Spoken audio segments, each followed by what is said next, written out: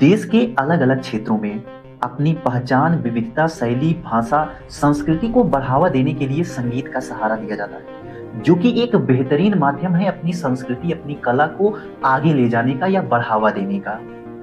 भारत के उत्तर पूर्व में दो क्षेत्र हैं, अवध और पूर्वांचल, जहां की अवधी और भोजपुरी का चलन है। भोजपुरी संगीत ने अपनी एक खास लोकप्रियता हासिल कर ली है, जहां की उसकी अपनी एक शैली और कहने का तरीका है, लेकिन ज्यादातर समय अपनी फूहड़ संगीत को लेकर के चर्चा में रहता है, जबकि अपनी संस्कृति और शैली को बढ़ावा देने के लिए बेहतर गाने भी हैं। लेकिन पिछले कुछ सालों में सोशल मीडिया के व्यापक प्रभाव ने और बढ़ते डिजिटलीकरण की वजह से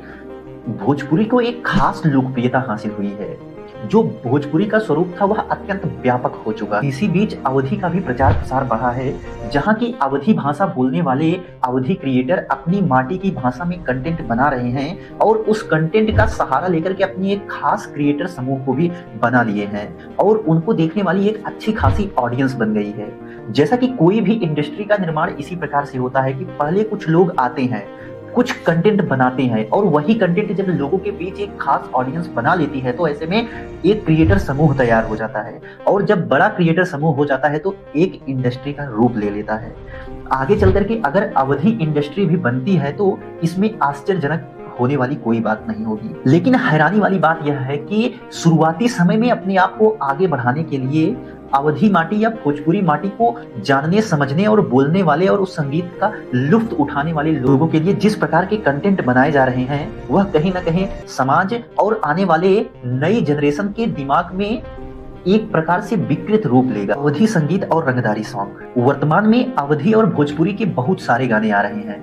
जिसमें कि गुंडागर्दी और रंगदारी जैसी चीजें देखने को मिलती हैं। आपको YouTube पर जाकर के सीधे रंगदारी या अवधी सॉन्ग आप जब सर्च करते हैं तो आपके सामने ऐसे गीत आते हैं भोजपुरी के या अवधी के जो कि अनमेच्योरिटी और पिछड़ेपन को प्रदर्शित करते हैं। लेकिन उस तरह के गाने या कंटेंट को बड़ी संख्या में लोग देख रहे हैं और बड़ी संख्या में ऑडियंस ने उसे देख रखा है। और खास बात यह है कि उसके जो ऑडियंस हैं वह नए बच्चे हैं, 15, 16 साल, 20 साल के आसपास के जो बच्चे हैं वही खास करके रंगदारी सॉन्ग या दादागिरी वाले जैसे सॉन्ग सुनते हैं और उनके बीच में उनकी एक खास लोकप्रियता बनी हुई है। जो भी इस प्रकार के गाने बनाते हैं उनको जानने और समझने वाले बहुत सारे नए युवा लड़के लड़कियां हैं और उनको रंगदारी या दादागिरी वाला सॉन्ग जब वो सुनते हैं तो उनको वह बहुत फैसिनेटिंग लगता है। जबकि अगर आप जब सही से समझेंगे तो इस प्रकार के गाने पिछड़ेपन को प्रदर्शित करते हैं, असमानता की खाई को दिखाते हैं, क्योंकि जिस समाज में समानता होगी, जो समाज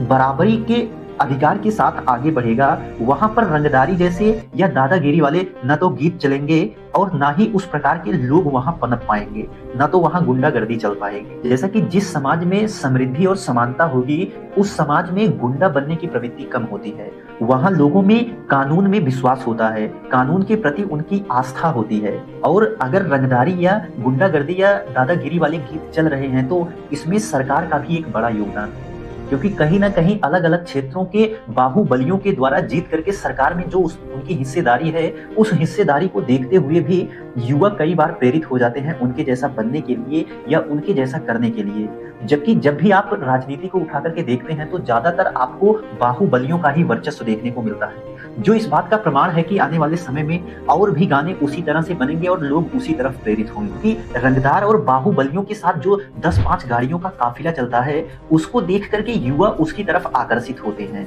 उनको वह सब चीजें बहुत अच्छी लगती हैं। अगर आपको काफिला दिखता है तो इसका सीधा मतलब है कि किसी न किसी के हक को मारा गया है, क्योंकि ईमानदारी से कमाए गए पैसे से सिर्फ घर चल सकता है, काफिला नहीं। इसके लिए आपको अधिक ज्ञान की आवश्यकता हो सकती है, आपको एक बेहतर विचार की आवश्यकता हो सकती है। आप एक बेहतर विचार से भले ही दुनिया ना बदल पाए लेकिन आप अपने आप को तो जरूर ही बदल सकते हैं। और अगर आपको रंगदारी सॉन्ग, दादागिरी वाले सॉन्ग या चीजें अच्छी लगती हैं तो इसके लिए आपको ज्ञान बढ़ाने की जरूरत है।